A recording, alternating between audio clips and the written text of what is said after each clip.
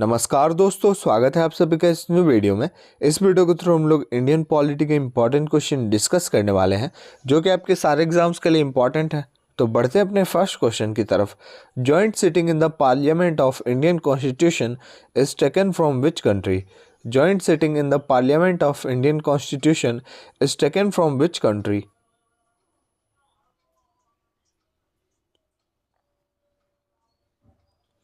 Right answer is option B, Australia. Next question is equality and fraternity in the preamble of Indian Constitution is taken from which country? Equality and fraternity in the preamble of Indian Constitution is taken from which country?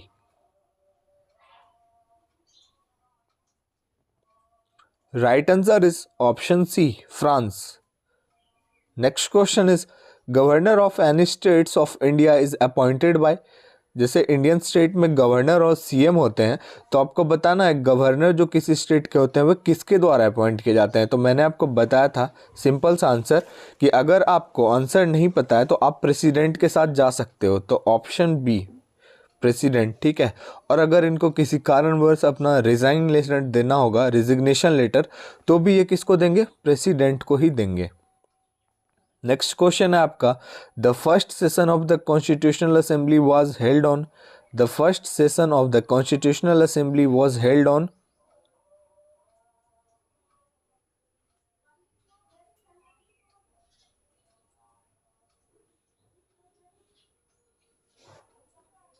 Right answer is option C, 9 दिसंबर 1946। और कौन से location पे हुआ था ये मैं आपको बता देता हूँ, न्यू दिल्ली, ठीक है। Next question is the first session of Indian constitution assembly was chaired by? The first session of Indian constitutional assembly was chaired by?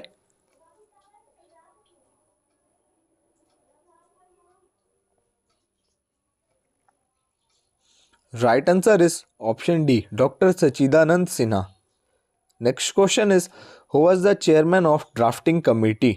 Who was the chairman of drafting committee?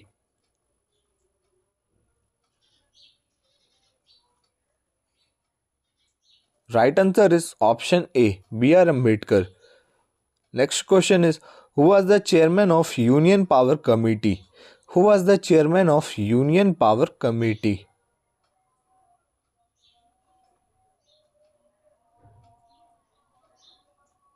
Right answer is option C, Pandit Jawaharlal Nehru.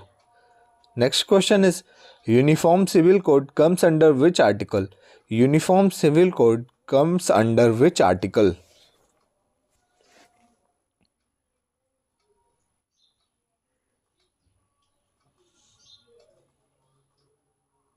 Right answer is option B, Article 44.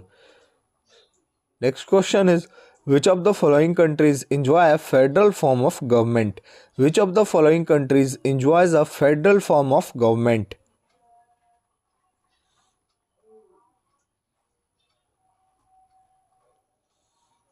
Right answer is option A, USA.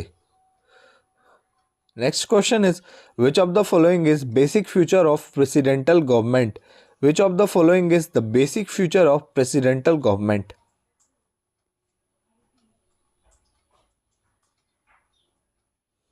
तो जो basic future है वो है single executive, ठीक है।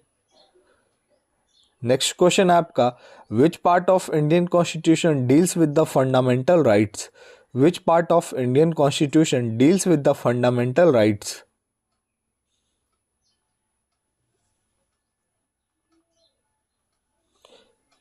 Part 3 है जो deal करता है फंडामेंटल राइट्स से। Next question is the method of constitutional amendment is provided in? The method of constitutional amendment is provided in? Constitutional amendment का मेथड कौन से आर्टिकल में प्रोवाइड किया गया है?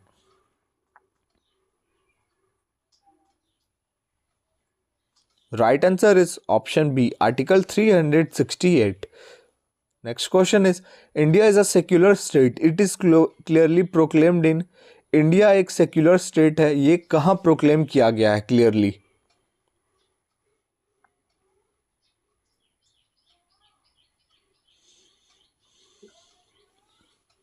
Right answer is option D, preamble of the constitution. Next question is, the number of writs that can be prayed for and issued by the Supreme Court and High Court is, the number of writs that can be prayed for and issued by the Supreme Court and High Court is,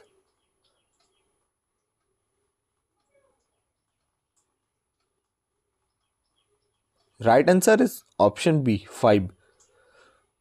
Next question is, the first woman governor of a state of free India was, बताना आपको first women governor कौन बनी थी after independence.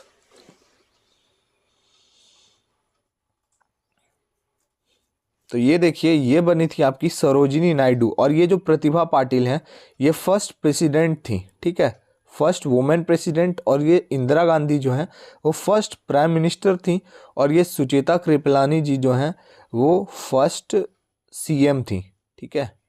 और ये जो Sarojini Naidu CM governor बनी थी वो यूपी की बनी थी, और सुचिता कृपलानी भी जो बनी थी तो यूपी की ही सीएम बनी थी, ठीक है। नेक्स्ट क्वेश्चन है आपका, which of the following state have no any panchayati raj institution. कौन सा ऐसा स्टेट है जिसमें कोई भी पंचायती राज इंस्टीट्यूशन नहीं है। तो देखिए मैं आपको बता देता हूँ, फर्स्ट स्टेट कौन था। तो फर्स्ट स्टेट राजस्थान था जिसने पंचायती राज स्टार्ट किया, और एक ऐसा भी स्टेट है जो नागालैंड है, उसमें एक भी पंचायती राज नहीं है।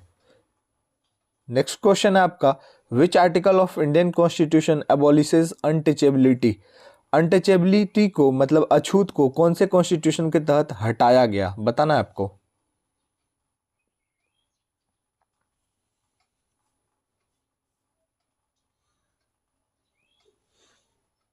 Right answer is option C, article 17 के तहत, ठीक है। नेक्स्ट क्वेश्चन है आपका, which of the following is fundamental duties. आपको बताना है इन तीनों में से फंडामेंटल ड्यूटीज कौन सा है।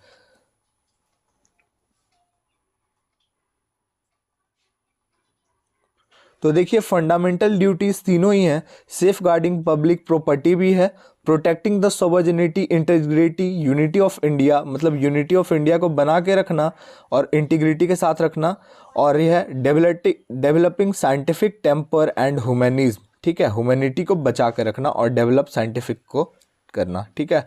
नेक्स्ट क्वेश्चन है आपका, which of the following article of Indian constitution contains fundamental duties. Which of the following article of the Indian Constitution contains fundamental duties?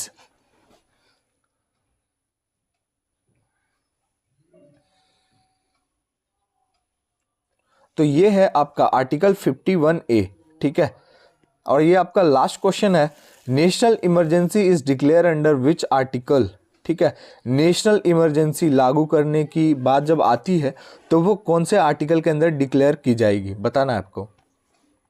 और आप एक चीज़ माइंड में रखना, अगर आपका ओथ और रेजिग्नेशन से कोई भी क्वेश्चन आता है, मैं आपको पहले भी बता चुका हूं, तो आपको अगर आंसर नहीं पता है तो आप प्रेसिडेंट के साथ जा सकते हो। बहुत लोग कंफ्यूज रहते हैं, लेकिन अगर आपको नहीं पता है तो कंफ्यूज रहने का कोई क्वेश्चन ही नहीं है, सीधा आप प्रेसिडेंट के साथ चले जाना और 90% श्योरिटी की आपकी सही हो जाएगी। Right answer is option B, article 352। तो वीडियो को यहीं पेंड करते हैं। वीडियो अच्छा लगा और हमारे चैनल पे आप नए हो तो लाइक शेयर और सब्सक्राइब जरूर करके जाएं।